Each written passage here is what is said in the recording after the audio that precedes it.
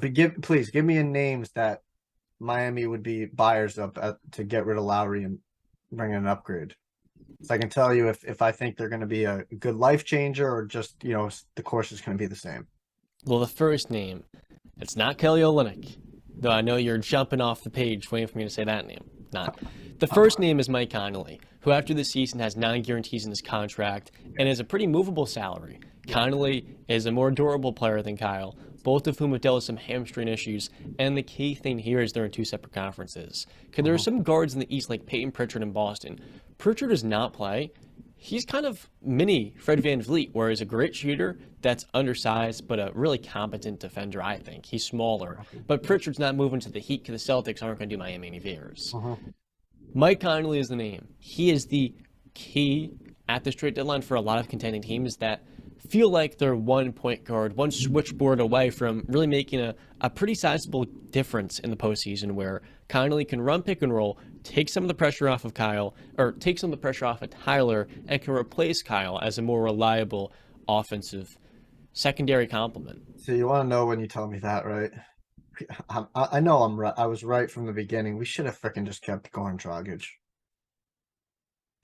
Be honest with me. Like at this point, is there really a difference in Goran Dragic, Conley, and Kyle Lowry? Oh, Conley's way better than both of them. Okay, but I want you to understand here, Conley's one of the most clutch players in basketball this season. When he plays, he's not going to put us over the edge, man. He's not going to put us over the edge. Utah has a top 5 offense, and that's built off of players like Mike Conley creating for their teammates. Do the caps add up between Lowry and Conley, or are we going to have to give up something else too to match the contracts? I think Lowry's making a little bit more. So Lowry makes $30 million. Yeah, and Conley's round. Yeah. I remember when that trade was made, when that sign was made, Justin. We were all in Connecticut School broadcast ago when I signed, and I walked in with John. So that's a good trade. I'm like, John, he's making the same much as Chris Paul. Are you freaking kidding me right now?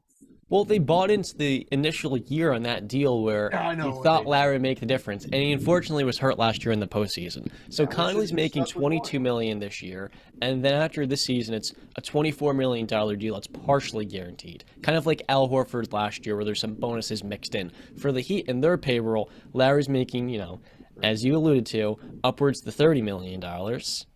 Actually, $29.6 million next year, which is fully guaranteed. We could have had Goran Dragic for like less than half of that, man. We could have had him for like freaking $10 million a year, and he would have. I'm being honest with you right now. He would have given us the same output, and I think he would have probably been healthier.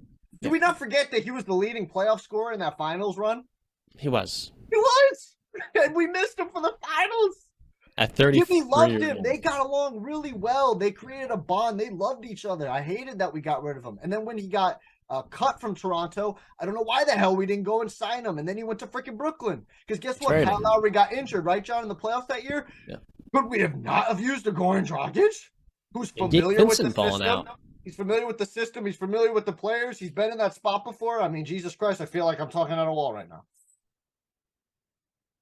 I think Precious Achiuwa was the bigger piece he gave up in that deal. I love Achiuwa. Yeah, I mean, he can't shoot a lick, but I love the tenacity, the defending nature, the switchability. I love Achiuwa.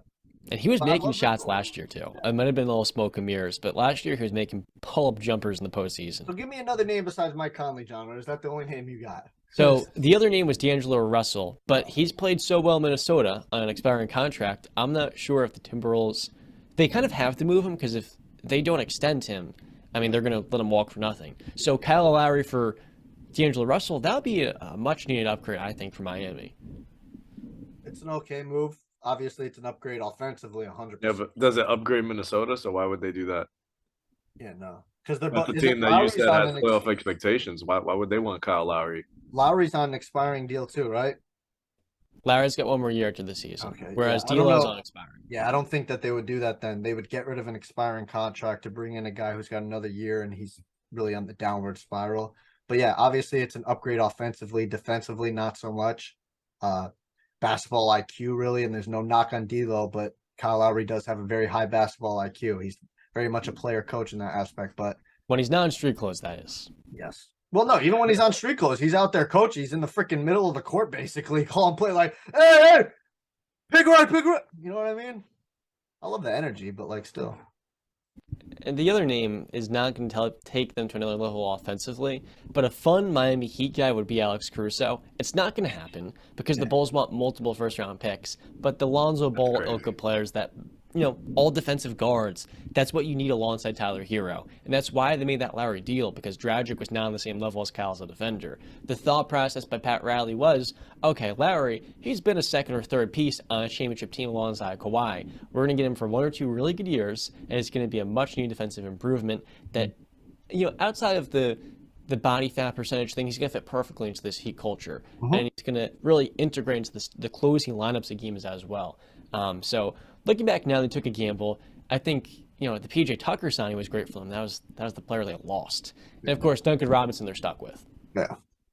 The last player is Jay Crowder. Now, the Suns want 2 or 3 things. A good young player, a good long-term draft pick, like a first-rounder. That's what I mean by a good first-round pick, or a good draft pick. And then some third piece. I think the Heat gave up Nikola Jovic, who was pretty promising earlier in the year, but he's kind of like a glue guy what he projects to be. He's been hurt over the last couple of months, had to undergo surgery.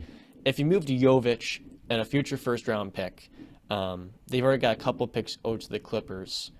I do think they could get Jay Crowder, and he adds just enough three-point shooting and a tone setter that in the playoffs is another body to throw on an Embiid or a Giannis, and that's a big-time difference maker in those key moments. It is, but it's not the key piece. It's a nice piece, but it's not the piece that we need. Like I've said, none of those moves you named, John, move me. None of them are exciting to me. Conley is. Yeah, if it was a couple of years ago, D'Lo would excite me, but we've seen what D'Lo really is at this point. We're stuck. Like I said, our shot was Donovan Mitchell. That was our shot. That was our chance, and we missed it. We couldn't get a deal done. So we're kind of stuck right now. And like I said, your other chance was James Harden, by the way. Yeah, but I didn't want that. You didn't want Harden, but the theory of having a league-leading assist and league-leading playmaker that can work off ball, he's starting to do that now in Philadelphia, starting to take a complimentary role. Harden would have commanded a pretty large package, but he would take a huge load off of Tyler Hero and Jimmy Butler. He doesn't fit the Heat culture either. No. I would have loved Chris Paul. Chris Paul fits the Heat culture. John, I don't know if you saw this quote from Hero. I forget what game it was after. I think it was a week ago, where he said, I don't play defense and I can't play defense.